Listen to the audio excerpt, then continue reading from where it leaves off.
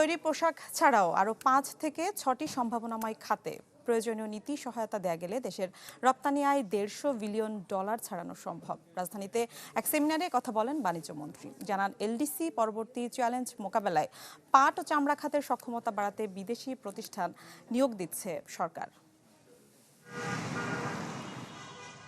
সবকিছু ঠিক থাকলে 2026 সালের নভেম্বরেই স্বল্পোন্নত দেশের তালিকা বা এলডিসি থেকে উত্তরণ ঘটার কথা ছিল বাংলাদেশের। তবে জাতিসংঘের কাছে আবেদনের প্রেক্ষিতে আরও 3 বছর অর্থাৎ 2029 সাল পর্যন্ত সময় পাওয়ার আশা সরকারের। কিন্তু যথাযথ প্রস্তুতি নেওয়া না হলে এই বর্ধিত সময়ও কোনো কাজে আসবে না বলে মনে করে বেসরকারি গবেষণা সংস্থা র্যাপিড। এলডিসি যে গ্র্যাজুয়েশন হচ্ছে, এটা আমাদের জন্য দুই ধরনের চ্যালেঞ্জ তৈরি করতে পারে।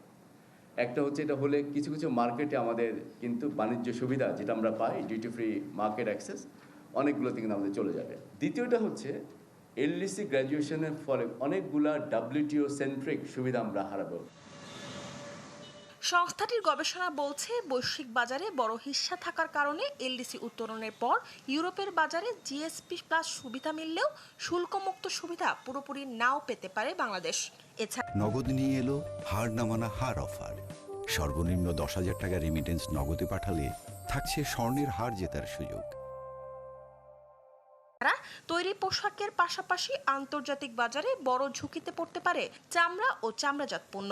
অন্যদিকে হোম টেক্সটাইল, কৃষি ও প্রক্রিয়াজাত পণ্য, খাদ্যপণ্যের ক্ষেত্রে ভারত, ইউরোপ ও চীনের বাজারে রফতানি কমতে পারে। আমাদের যে অ্যাগ্রো প্রসেসিং ফুড যে প্ল্যান্টগুলো আছে, তারা 15 to 20% তাদের ক্যাপাসিটি, কারণ তারা যে সঠিক ভালো যে চিংড়ি বা র মেটেরিয়ালস তারা কিন্তু পাচ্ছে না, যার কারণে এক্সপোর্ট কিন্তু বাধাগ্রস্ত হচ্ছে। অনুষ্ঠানে বাণিজ্য মন্ত্রী জানান, রফতানি খাতকে শুধু তৈরি পোশাকের উপর নির্ভরশীল না রেখে চামড়া, পাট সহ আরও 5 থেকে 6টি খাতকে নীতি সহায়তা দেয়া হচ্ছে। আর এসব খাতের আধুনিকায়নে সহায়তা নেওয়া হবে আন্তর্জাতিক প্রতিষ্ঠানের।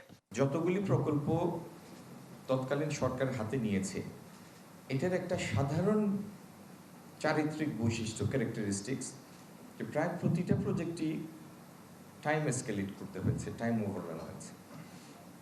এবং কেন সময় এত বেশি লাগে তার কিছু কারণও আমরা খুঁজে বের করেছি, যেগুলি এই সরকার সেগুলি থেকে বের হয়ে আসার জন্য কাজ করছে।